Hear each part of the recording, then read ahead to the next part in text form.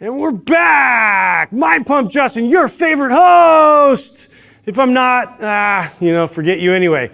What we're gonna do today is we're gonna go ahead and go through my personal favorite moves to reinforce the strength in my shoulder and get to the point where I feel like I'm very controlled and very strong and supported in my shoulder girdle. So there's a few things in here that I know some of you guys probably don't have access to or don't have as a tool that's in your arsenal yet. Well, step your game up and go look online and find them, because these things have been a game changer for me.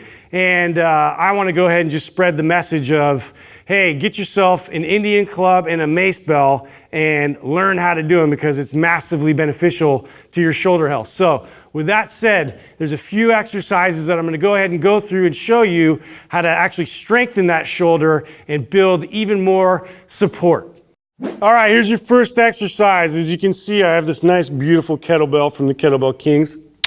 It's beautiful. You're going to notice that there's a few exercises I'm going to go ahead and go through that you've probably seen before. We've had people like Mike Salemi on here to kind of break down in great detail these exercises. So if you want to check those out on our Mind Pump page, go ahead and scroll back and look at those. Also, I've been influenced a lot as a trainer, and there's few things like from Mike Boyle that I picked up that I really enjoyed, and this was the bottoms up kettlebell press. So immediately, just by me holding this kettlebell in this position, keeping a nice tight fist, you're gonna notice that the weight is gonna kind of move left to right. So that immediately engages and activates my rotator cuff to stabilize. So this is a great exercise to work on building that strength and support in the shoulder girdle. So I'm gonna start by picking this up.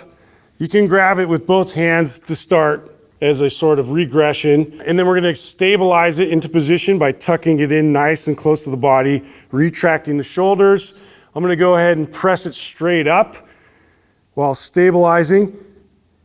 And then I'm gonna pull and engage. So I wanna pack my shoulder at that position so I keep a nice anchored reach and lock at the same time. Bring it back, stabilize, and then I'm gonna go through reps, trying to maintain control of the weight. So that's our first exercise. Now we're gonna go ahead and get into the Kettlebell Halo. Okay, our first exercise up is the Kettlebell Halo. So I'm gonna go ahead and grab the kettlebell by the horns, so figuratively speaking and literally here. So I guess these are called the horns, and I've talked to Mike Salemi about this, and within the kettlebell sport community, they call this the horns. So I'm gonna go ahead and grab these here. I'm gonna pull it into my chest. I'm gonna go ahead and raise my shoulders up, and I'm gonna go ahead and lift. So basically, my left elbow is gonna go a little bit higher to create this rotation behind my head, and then I'm gonna pull both behind my head, rotate, back down. So I'm nice and controlled and smooth in my rotational movement here behind my head, and then I stabilize and stop. So here, and then we go the opposite direction. Try not to move too much with my body with a nice supported upright posture. Keeping my glutes and abs tight to control the weight overhead, which is especially crucial whenever you get any kind of a load over your head. Okay, so next up, we're gonna go ahead and grab the face pull, and that's gonna be our next exercise. Next exercise up, we're gonna go ahead and do the face pull. So what I like to do is get in a split stance. That's the way I can maintain a nice upright posture position, and it feels nice and comfortable, and that way I can control it a little bit better. So you're gonna notice that I'm gonna stagger one of my feet back behind me a little bit, so that way I can kind of prop myself and lean back into the exercise. The important thing to realize with this exercise is that what I'm trying to do is maintain and keep my elbows up above my chest, so that way now I'm a little bit more focused on my rear delt, and I'm not so focused on my rhomboids as I go to retract my shoulders. So let's grab the cable here, and we're gonna walk back, and I'm gonna go ahead and get my staggered stance, and I'm gonna extend my hips, maintain good posture, and I'm gonna go ahead and pull it apart, keeping my elbows up high and focused on the rear portion of my shoulders, that posterior deltoid.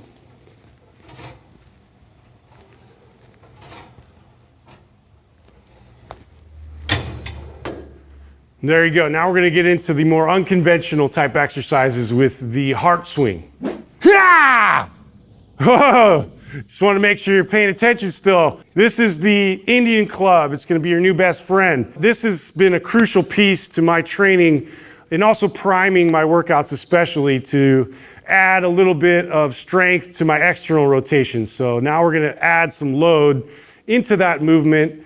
And the heart swing is a great example of an exercise that you can do with the Indian club here. So what I want to start off doing is get the Indian club as close to my body as I can.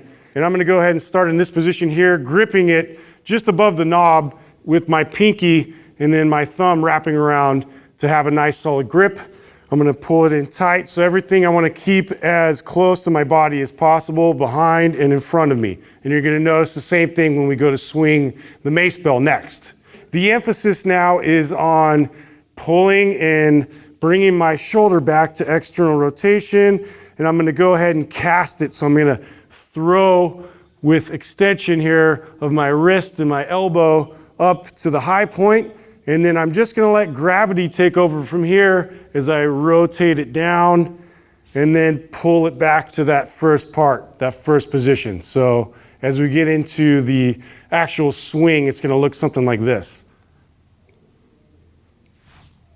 And I'm going to maintain nice upright posture and allow for that supported but loose swing.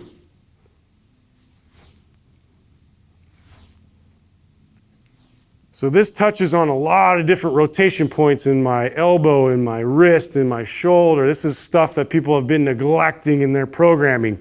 All that kind of stuff you won't see typically in the gym, but I highly advise you to incorporate it into your program. So up next, we got the Macebell swing. Hey, all right, here, our next exercise, the Macebell swing. So lots of different cues involved with this exercise specifically. I'm not gonna get super detailed with this. I just wanna show you how I use it personally in my routine. So there's just a few exercises that I use, and primarily I'm just going for that full 360 rotation with the Macebell. So there's a lot of people doing fancy stuff out there, flipping it around, moving their body all kinds of different directions, doing warrior stuff, whatever they're doing, you know, God bless you. This is what I'm doing it. So what I'm gonna do first is make sure that I'm keeping the same thing that I cued with the Indian club, is to keep everything within this window. So I wanna think of it like there's basically two walls. There's one right in front of me and one right behind me. So as I go to get into that rotation, just like with the Halo, with the Kettlebell Halo, I wanna raise it up, and then as it's going behind my head, I wanna go ahead and let gravity take over, and then I wanna pull and put effort into the pull to bring it back to stabilize back to this position. So as I go up, I'm gonna catch.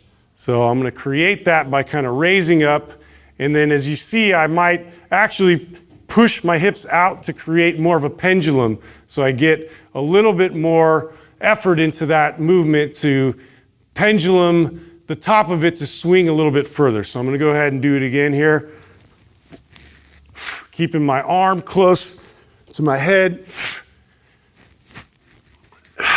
And then I'm gonna move side to side with my hips.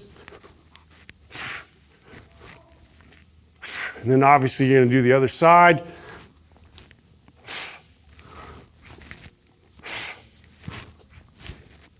And I suggest you start by stabilizing in the middle so you maintain control as you go through those rotations. But if you go through those rotations, it's really gonna change your training for the better and give you support anytime you're doing any overhead press or push. All right, so there you have it. Those are my go-to exercises when I'm trying to strengthen and support my shoulders going into my workout, and also just in between my workouts. So there's 2 different prescriptions I would have for you guys in implementing this into your program. If you want to use them more as primers, so we have a program, it's called MAPS Prime. We highlight how to prime the body specifically to create more favorable recruitment patterns, and that way they show up into your workout. So that way you do these exercises, you move the right way, you get the right patterns established. So what that looks like is 1 set, and you're gonna do that about 8 to 10 reps with focus primarily on the intent. So make sure the intent, your body position, the way you feel through each exercise is really highlighted.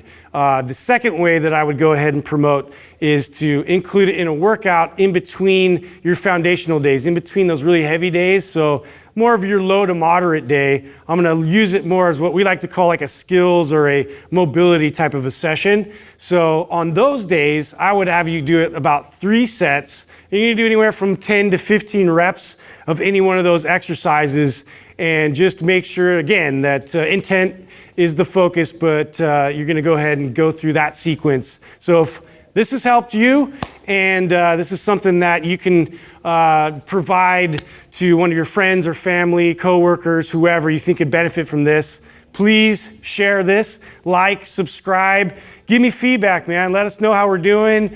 Let us know what you like. Let us know whatever you want to tell me. Go ahead and shoot me those comments right now. Thanks.